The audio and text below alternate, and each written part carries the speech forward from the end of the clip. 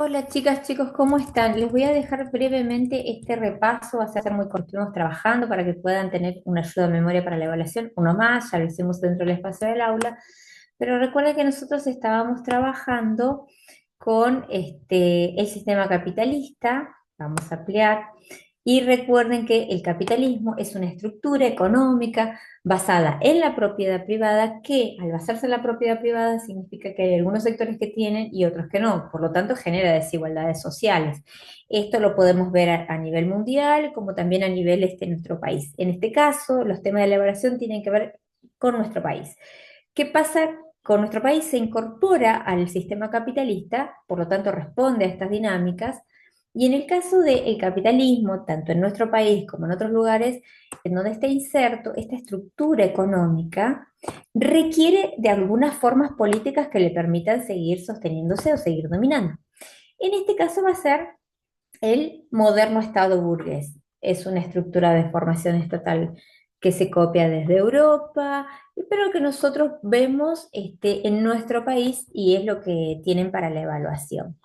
Recuerden que nosotros hemos trabajado los estamentos o cómo el Estado está compuesto, los componentes, y que arrancamos con cuatro. No entro en el detalle específico, lo vimos más detallado en el repaso en la clase, pero va más o menos así.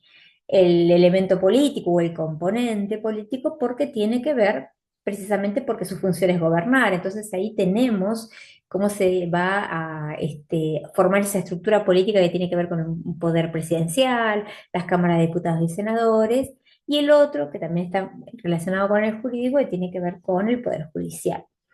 En el caso de nuestro país, quienes van a darle forma al Estado argentino son lo que llamamos las presidencias fundadoras. Mitre, Sarmiento, que si lo trabajamos, recuerden de ver lo de las frases que estuvimos trabajando, y Avellaneda. Estos presidentes se les llama presidencias fundadoras porque le van a dar forma a esta estructura estatal y después vienen los gobiernos de la oligarquía. Presidencias fundadoras las mencionamos, no entramos en gran detalle una por una, qué es lo que hizo cada uno de ellos, simplemente recordarles esto. Las fechas tampoco recuerden que no es algo que me interesa que estudien de memoria, pero desde 1862 hasta 1880 gobiernan estos tres presidentes y desde 1880 hasta 1912-1916 funciona un gobierno conservador, la oligarquía, que es ese grupo cerrado de varones blancos, ricos, propietarios que controlan el Estado y que el fundador es Julio Argentino Roca. ¿Mm? Después van a ver obviamente un montón de presidentes más. Ustedes recuerdan que tienen que estudiar acerca del funcionamiento político de la oligarquía. Bueno, en términos políticos, la clase dominante argentina, tanto desde las presidencias fundadoras como quienes formaron parte de la oligarquía y controlaron el Estado, adoptaron una ideología dominante, una forma de pensar la sociedad de la cual estaban.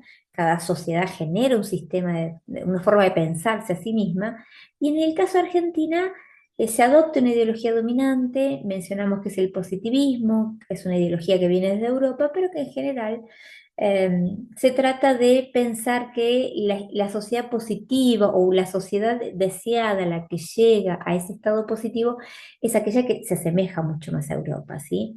Aparece ese concepto de civilización versus barbarie, esa dicotomía, nosotros somos los civilizados, la ciudad, el pueblo culto, los bárbaros, los salvajes, los que viven en el campo, los gauchos, los aborígenes en nuestro caso. Entonces aparece esa mirada una mirada de una sociedad atravesada también por el racismo, por pensar una sociedad que se asemeje más o que aspire a ser como más como Europa, que va a marcar mucho la historia argentina y por eso lo marcamos aquí. El otro componente que tiene que ver con la formación del Estado tiene que ver con el componente jurídico, que son las leyes. Acá se me fueron un poquito. Básicamente hablábamos de la Constitución Nacional, que es el marco jurídico más importante, que después vienen por debajo de la misma los códigos, el Código Civil, el Código Penal, el Código Comercial, y también hay leyes menores como por ejemplo una ley electoral. Básicamente regulan la vida social. Ahí yo lo volví a repetir, pero regula la vida social. Nosotros vimos casos concretos, por ejemplo, el Código Civil, cómo regula la vida social de las mujeres, que las pone en una situación de minoridad jurídica. Es un código que establece una patria potestad, una gran autoridad del varón, no solo sobre las mujeres, sino que también sobre hijas e hijos, en este caso hasta la mayoría de edad, que era de 21 años. Hay gran poder de los masculinos sobre estos espacios, implica un montón de cosas para esas mujeres. Y recuerden que nosotros ahí estuvimos trabajando con la forma de pensar de, por ejemplo, Alicia Moro de Justo, una médica que reclamaba el derecho al voto femenino, también Julieta Lanteri, que también reclamaba el derecho al voto. Ellas hablan del voto y de la educación, también la posibilidad de que las mujeres pueden educarse y que invitan a repensar esta forma de organizar la sociedad. Y tiene un activismo político importante.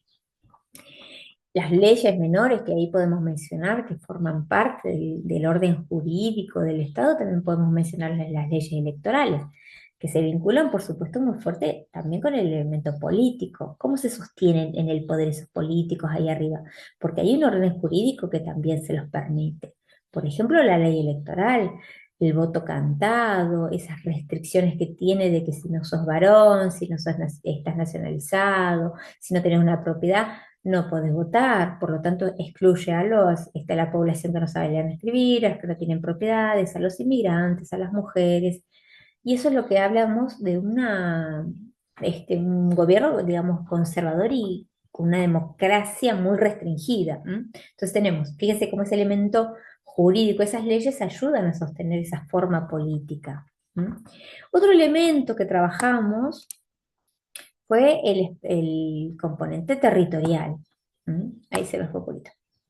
Que tiene que ver con que los estados nacionales, tanto el argentino como cualquiera otro, aparece esta idea de definir las fronteras, que cada estado, en el caso de este estado, el estado argentino, define sus fronteras con los estados vecinos, y ahí aparece esa cuestión que ha sido siempre problemática, por lo menos durante el siglo XIX, que tiene que ver con los pueblos originarios. Nosotros tuvimos un mapa, que lo vimos en la clase, que lo marcamos, y que veíamos que antes de la formación del Estado, por lo menos el 60% del territorio de lo que hoy es la Argentina pertenece a los pueblos originarios, tanto en el Gran Chaco como en la Patagonia.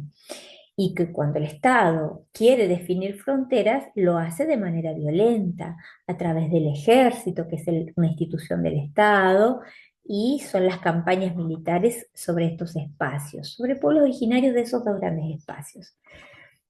¿Qué tiene que ver con esto también? Tiene que ver con ese ideal de población, esas formas ideológicas, porque tanto las poblaciones originarias como muchas veces los gauchos que van al campo de batalla, no son parte de la población ideal que los conservadores o que la clase dirigente está pensando para la Argentina.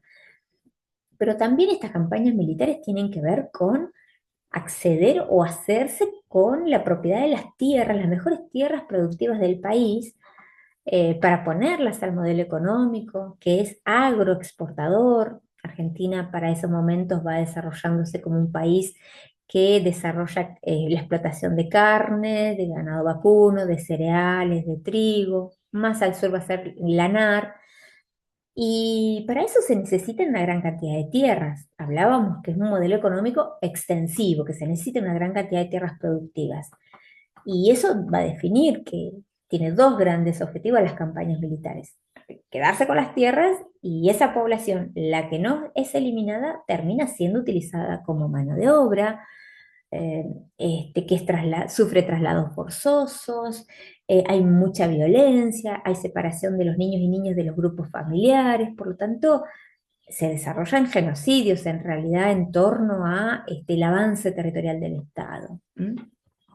Y el último elemento que estuvimos trabajando, que tiene que ver con la población. Ese Estado, con ese orden político, con esa estructura jurídica, con esas leyes, ya habiendo definido ese territorio, ¿quiénes quedan dentro? ¿Qué población vive dentro de ese territorio, acepta esas leyes y es gobernada por esa clase dirigente, en ese contexto por lo menos? Y ahí aparece la idea de que la población es la nación, el ideal de población, ¿sí?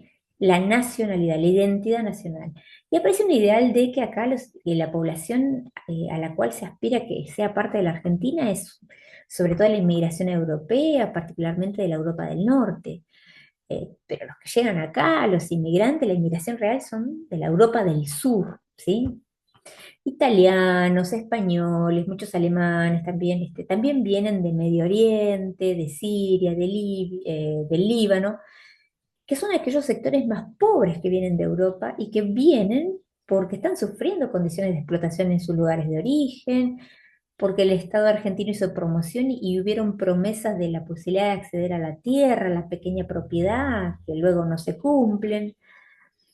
Y no es una población, primero desean la población europea, pero como no llegan los que ellos quieren, estos que llegan también pasan a ser problemáticos para el Estado y para la clase dirigente. Después también quedan población afrodescendiente, hay gauchos, hay pueblos originarios, pero no forman parte del ideal de la población. Y hay muchas veces que las instituciones, ahí podemos hablar de la escuela, de los censos, van invisibilizando a aquellos que están. Por ejemplo, los afrodescendientes, que se ignoran mucho sus aportes culturales, el rol que han cumplido en la historia de nuestro país, esa especie de blanqueamiento, porque se van desconociendo incluso su color de piel, su pertenencia étnica en los censos poblacionales. La escuela replica mucho cuando educa, también hay un racismo como que se naturaliza. ¿Se acuerdan que teníamos como un fragmento de un libro de texto que hablaba acerca de un hombre blanco que no puede cruzar un curso de agua y se monta sobre los hombros de una persona de color negro, aceptando la idea de decirle a alguien negro? Y el caso de que se lastima, la preocupación es por el hombre blanco y no por el otro. Son ejemplos. Y acá el elemento poblacional, de que siguen habiendo aborígenes, siguen existiendo gauchos, hay población afrodescendiente, aunque sean los excluidos, pero están ahí. Y hay inmigración real y son la población, digamos, más pobre de Europa. Pero toda esta nueva población, en algún momento, a toda esa estructura del Estado, le va a demandar cosas nuevas, va a demandar transformaciones, ¿sí? Le va a demandar que modifiquen la política, va a demandar que algunas leyes, por ejemplo la ley electoral, se modifique, sobre todo eso. ¿No? Y ahí es cuando aparecen una transformación social muy fuerte, una dinámica, porque tiene que ver con que los inmigrantes que vienen acá no son cabecitas huecas, ellos vienen con ideas de organización porque tienen la experiencia en Europa y y forman acá el movimiento obrero. Nosotros hablamos del anarquismo y del socialismo, que hacen un análisis de la realidad social argentina, que entienden que hay condiciones de desigualdad estructural muy fuertes y que cada uno se va a hacer un análisis muy parecido de cómo es la sociedad argentina, solo que se plantean objetivos diferentes de cómo modificar esa situación y hay acciones para cumplir esos objetivos y también son diferentes. Que lo vimos en un cuadro, que lo tienen que estudiar, recuerden, para la evaluación. Y que después aparece otra demanda, esas son las demandas del movimiento obrero de quizás modificarlo, de las huelgas, de la difusión de sus ideas. ¿M? Y después aparece otro sector, ya no solo la clase alta, la oligarquía y la clase baja, en los sectores populares donde aparece reflejado el movimiento obrero o todos esos sectores excluidos, sino que va a aparecer un fragmento de la clase media que viene de esas generaciones de hijas e hijos de inmigrantes, de población que está aquí, que aparece como una cuestión de aspiracional, el deseo del ascenso social, eh, para que esas nuevas generaciones no sufran las mismas condiciones de explotación que sufren sus madres y sus padres en sus trabajos. Es una cuestión eh, innegable que les pasaba en el fin del siglo XIX, durante el siglo XX y nos sigue pasando ahora. Ese deseo de que la próxima generación esté mucho mejor. Y el ascenso social, esa clase media que está surgiendo, que va a estar conformada por sectores que pertenecen a la administración pública, a los puestos de gobierno, la burocracia, que van a aspirar a tener otro tipo de profesiones como médicos, enfermeros, enfermeras, docentes, ingenieros, abogados, ese tipo de profesiones, y para eso necesitan acceder a un derecho que se empieza a demandar mucho más, que es la educación. ¿Mm? Y nosotros vimos que estas demandas, digamos, también, junto con las demandas políticas, modifican la Argentina, porque, por un lado, en términos políticos se modifica cuando las demandas de participación política dan una nueva ley electoral que posibilita que mayor cantidad de gente participe, porque a partir de 1912, con la ley electoral Sáenz Peña, el voto va a ser secreto, obligatorio, no está escrito en la ley, pero va a seguir siendo masculino, pero hay una mayor posibilidad de apertura política, y eso hace que en 1916 los conservadores pierdan el poder, el acceso al poder político, porque la gente elige otros partidos políticos, que en este caso va a ser la Unión Cívica Radical. Pero hay una demanda de transformación política que se concreta. Y ese gobierno que asume, que es del radicalismo, que la gente que lo vota, pueden ser sectores populares y sobre todo la clase media, le va a demandar transformación en la educación. Es decir, queremos tener mayor acceso a la educación, sobre todo la universitaria, porque es la que posibilita que una Argentina moderna o que mayor cantidad de gente pueda acceder. Y eso es lo que se da con la reforma universitaria de 1918, que brevemente la trabajamos, pero que llegamos hasta ahí, que aparece esa clase media con esa posibilidad del ascenso social. Son varios temas, pero bueno, no quería dejar pasar de que por lo menos tengan un breve repaso. Recuerden que hay que estudiar, que la carpeta y que los PDFs que están vinculados con estos contenidos son el PDF número 4 y el número 5.